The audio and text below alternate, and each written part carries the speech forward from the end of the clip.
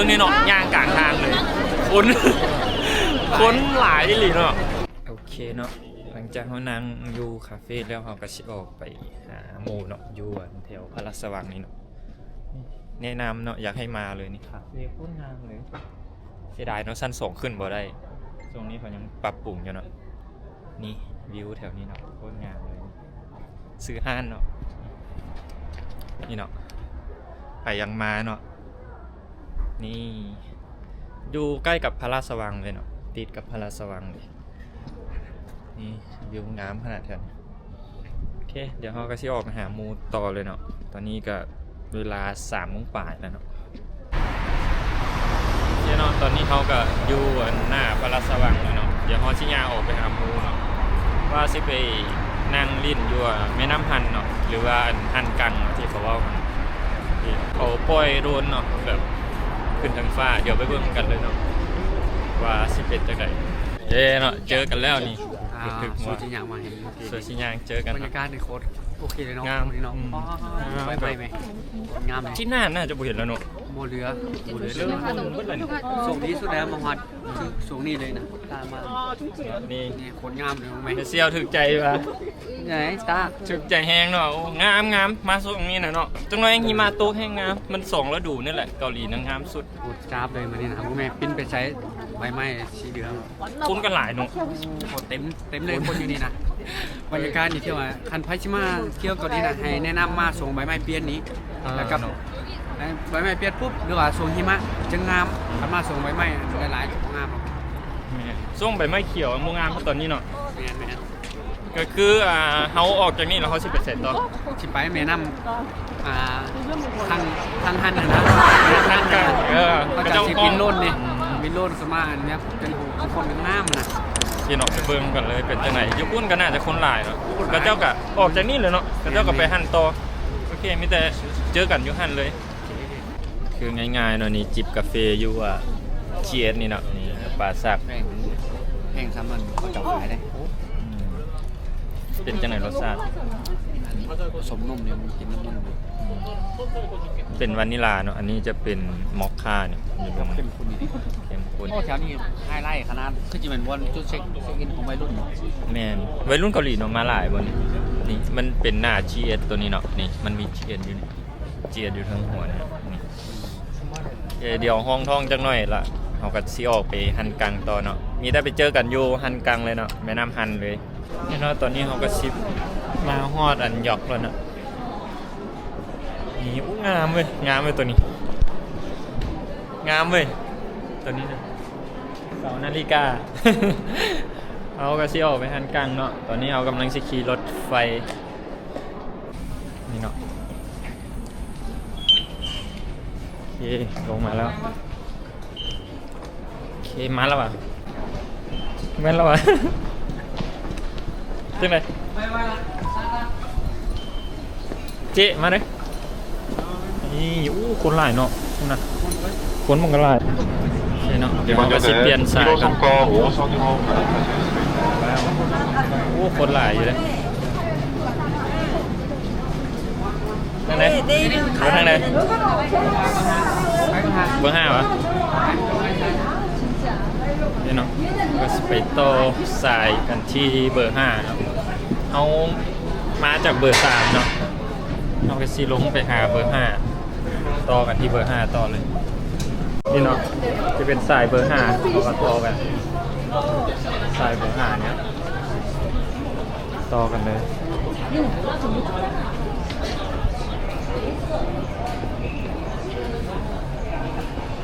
นี่ฮอดแล้วป่านำทาง ก็ ไปขึ้นนี่เนาะได้มาละขึ้นตัวนี้เลยติไปฮอดแล้วเนาะนี่สายโอ้คนหลายขนาดนะเดี๋ยวกันเต็มเลยว้าแย่กันไปยังเนาะโอ้เกินไปแย่ขนาดโอเคนี่ได้เจอกันอยู่หันกลางเลยฮอดแล้วนี่โอเค เอาขึ้นไปนี่กับสีสดไปน้ำหันเลยไป let's go หาเข้าห้องน้ำก่อนบ่ย่านอยู่พุ่นบ่มีห้องน้ำเนาะโอ้โหคนจะเป็นหลายเบิ่งพี่น้องน่าก็บุญท่านหลวงอีกเนาะโอ้นี่โอเคเนาะเดี๋ยวไปเจอกันอยู่แคมป์แม่น้ำหันเลยเป็นจังไดงามบ่เนาะหัวทางออกละ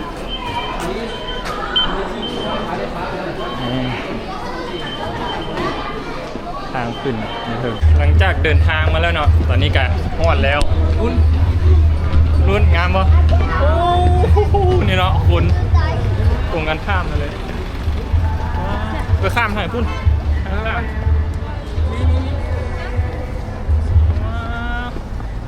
นี่เนาะตรงกันข้ามก็คือแม่น้ำฮันเนาะคนหลายอีหลี น้ำมีปลาไหมเนี่ย นี่เนาะถ้าข้ามมันก็สิข้ามไปพุ่นเลยข้ามไปแดงไปหาแม่น้ำฮัน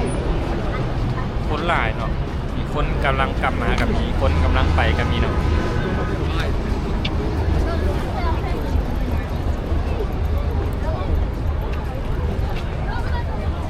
ว้ากลางเต้นเต็มอยู่ลุม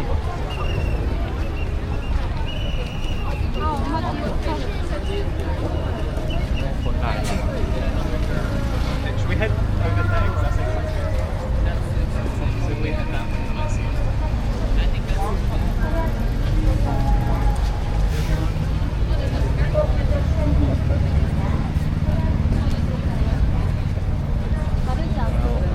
คนหลายดีเนาะมาไม่นับความกว้างว้าวนี่ก่อนละคนมันกันหลายนี่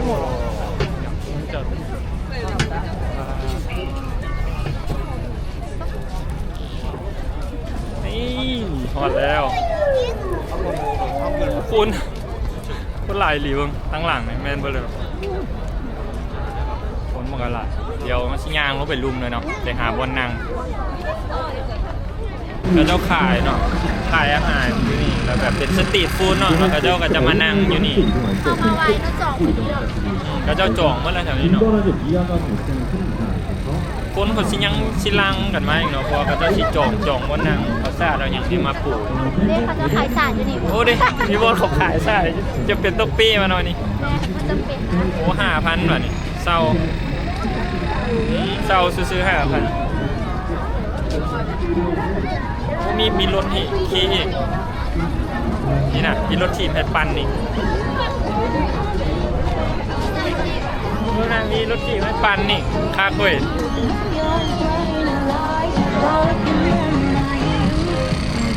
ตักทานาคนเนี่ยหลายได้หลายว่าเนาะเน็ตตันซ่า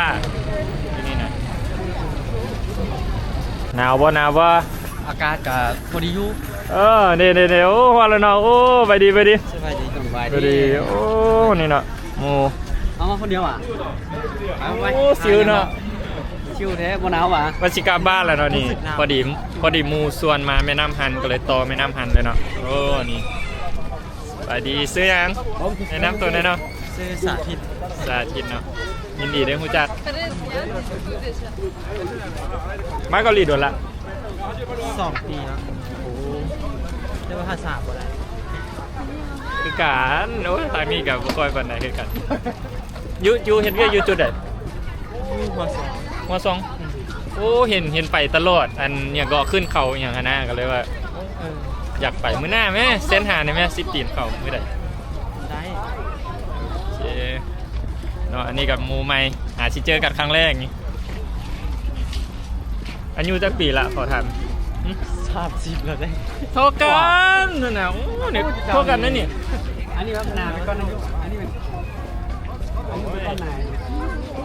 โอ้เขาบ่ให้ลงไปเลยนี่ ยืนในมือเนาะ ไปพูนหวานเดี๋ยวมันลงไปใกล้ได้เนาะ เอาไว้ลง เขาไม่ให้ลง รุ่นนี้ทางนาเขาปล่อย จังเลยเขาปล่อยอยู่นี่ ว่านางไปฮะไหน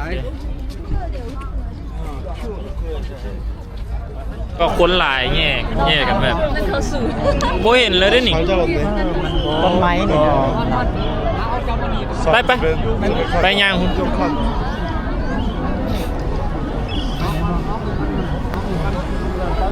ปลาหนักกว่าบุญทัดหลวงเนี่ยน้องเอ้ยบุญทัดหลวงเกาหลี 왜 길 못 건너게 하는 거야?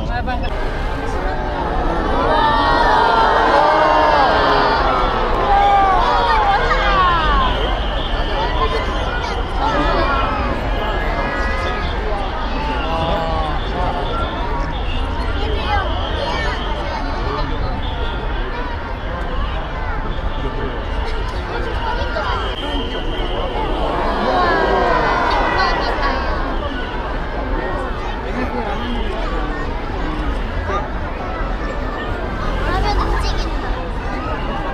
얘네 엄마 잡아줄게. 앉아서 봐. 지하 저거 보라. 서울이네, 서울. 우와. 엄마 저렇게 미션을 보여주게 된다나? 저게 드론이야. 어떡해? 심지어 이걸로 보면 더 잘 보여. 이거 불꽃놀이 아니었어?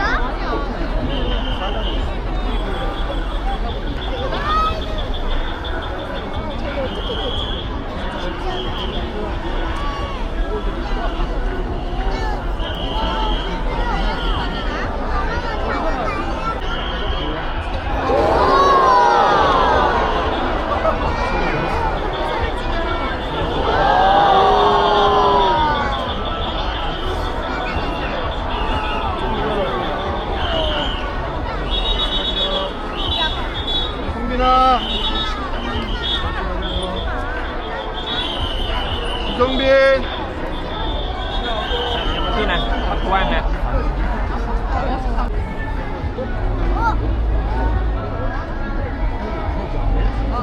세차라. 우와. 엄마 저거 차 아니야?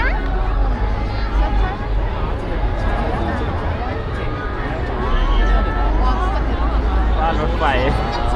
รถงาม 우와! 아니, 이거는 어디 있는데? 잠시만요.